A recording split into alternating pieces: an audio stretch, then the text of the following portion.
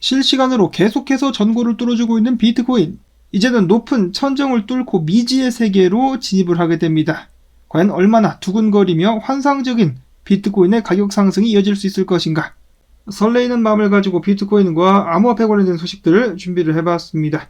자, 근데 여기 있는 이 녀석은 게리 겐슬러 닮았네요. 게리 겐슬러도 비트가 고점을 뚫으니까 기분이 좋은가 봅니다. 가지야! 자, 일단 오늘 첫 번째로 미국 증시, 미국의 장기 국채 금리 혼란에도 불구하고 오늘은 반등세를 이어가고 있습니다. 소폭 상승 중에 달러 같은 경우도 약간의 반등, 금은 하락, 비트코인 같은 경우는 늠름하게 11만 1,580달러 선에서 거래가 이어지고 있습니다.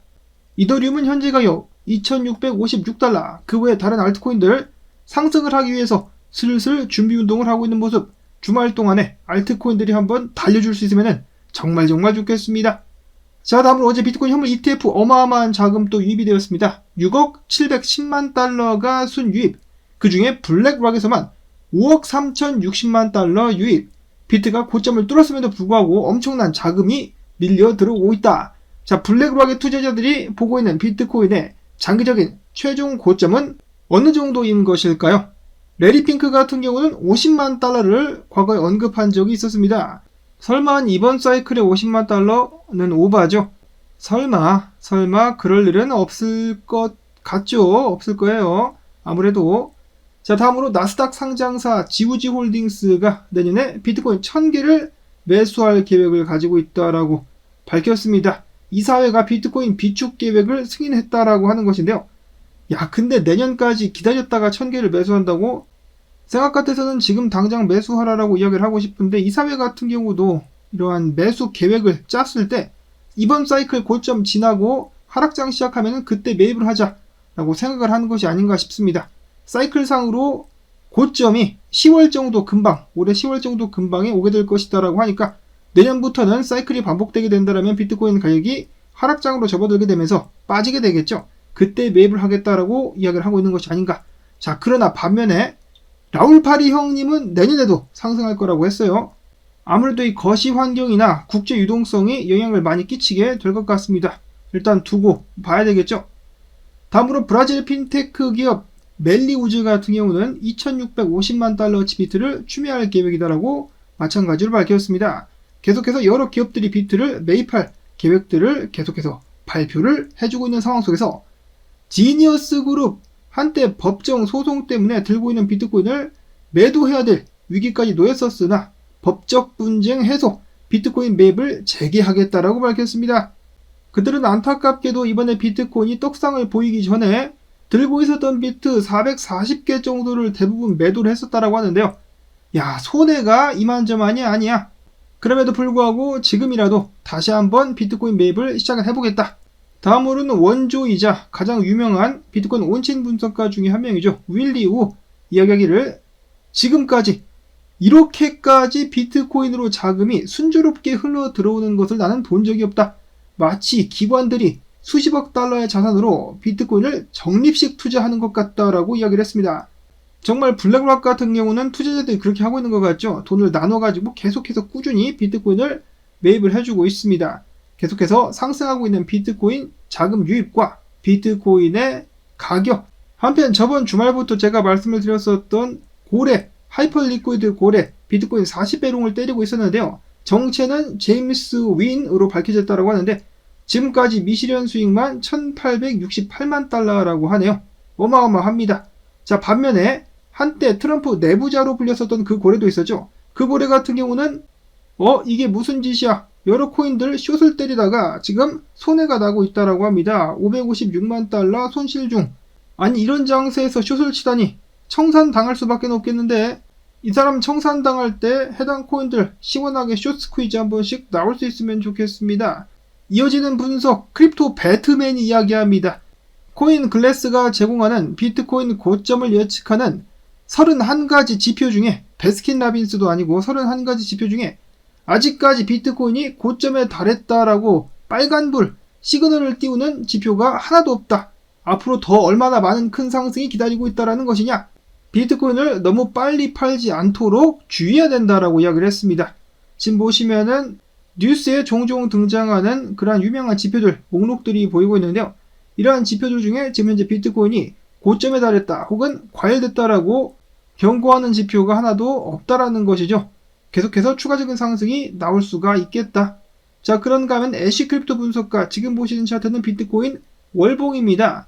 자, 비트코인이 다시 한번 월봉 기준 RSI 70 이상까지 넘어오면서 과매수 구간에 들어섰다. 과거 두 차례 불장 때 월봉 기준으로다가 RSI가 90에 달했을 때 그 자리가 고점이었는데, 자, 이번에는 어떻게 될 것 같느냐?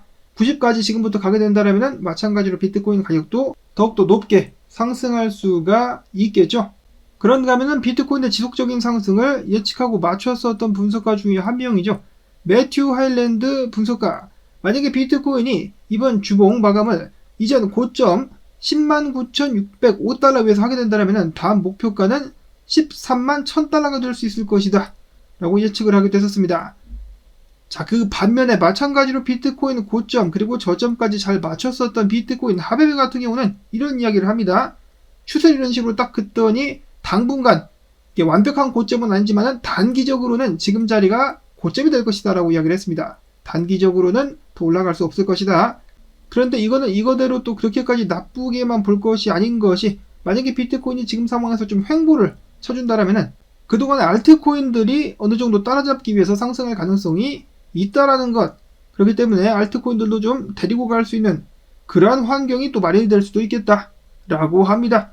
자, 과연 비트코인은 지금 단기 고점을 찍은 것일까, 아니면 추가적인 상승을 보여줄 것인가, 계속해서 기대를 가지고 지켜보게 된 가운데 비트가 상승하게 되면 당연히 알트코인들로도 기대가 쏠릴 수밖에 없습니다. 분석가 중에 위마르 X, 저는 모르는 분석가인데 그는 이야기하기를 조만간에 역사상 가장 큰 알트 시즌이 시작될 수가 있겠다라고 분석을 했습니다. 그에 따르면 역사적으로 알트코인 시즌은 비트코인 반감기 이후 약 380일 이후에 시작이 되었었다. 이 패턴에 따르면 언제부터 알트 시즌 시작된다고? 5월 25일부터 시작될 수가 있겠다. 당장 내일이라도 알트들이 치고 나갈 수가 있겠다라고 이야기를 하면서 이번 주기에서 알트코인들의 시가총액은 15조 달러에 달할 것. 오바가 좀 세긴 한데 아무튼 이렇게 주장을 했습니다. 알트코인 올라가면은 좋겠다. 그리고 당연히 알트가 힘을 쓰려면은 알트의 대장 이더가 마찬가지로 올라줘야 되겠는데요. 어제 현물 ETF로 60만 달러 추가 유입이 있었습니다. 이 중에 블랙락에서만 2,490만 달러 순유입.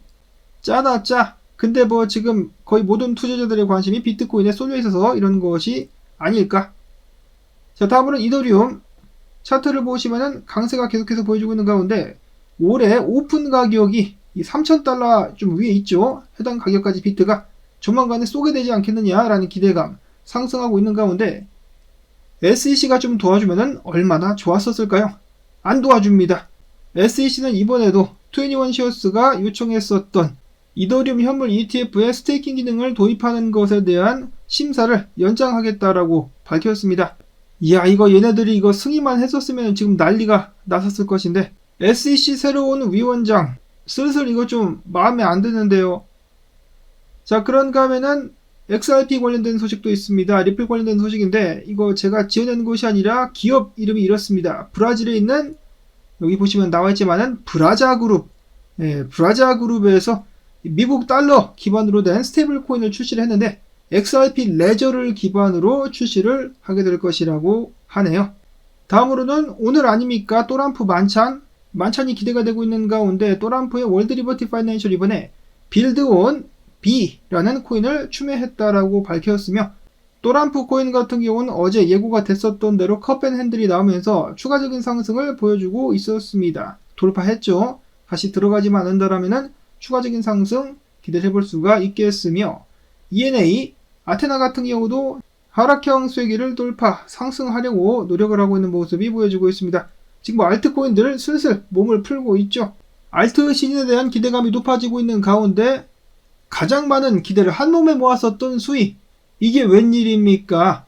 수이 생태계의 대표적인 탈중앙화 거래소인 시터스라고 읽던데 시터스가 해킹을 당해버렸습니다. 당해가지고 2억 2천만 달러 상당 피해가 났었는데 이 중에 다행히도 1억 6천만 달러는 동결하는데 성공, 반환할 예정이라고 합니다. 자, 그럼에도 불구하고 수이 같은 경우는 수이 블록체인 내 자체적인 결함이 있다라든지 수위가 해킹을 당했더라든지 그것이 전혀 아니기 때문에 걱정할 필요가 없다라는 것을 기억을 해야 되겠습니다. 이 거래소만 해킹을 당했었던 것이다. 다음으로는 코인베이스 해커. 코인베이스를 아주 궁지에 몰아 넣었죠. 코인베이스 고객들 얼마 투자했는지 전화번호랑 집 주소까지 지금 유출이 돼가지고 굉장한 위기 상황이다라는 평가를 받고 있는 가운데 해커들이 조롱하는 메시지를 남겼다라고 하네요.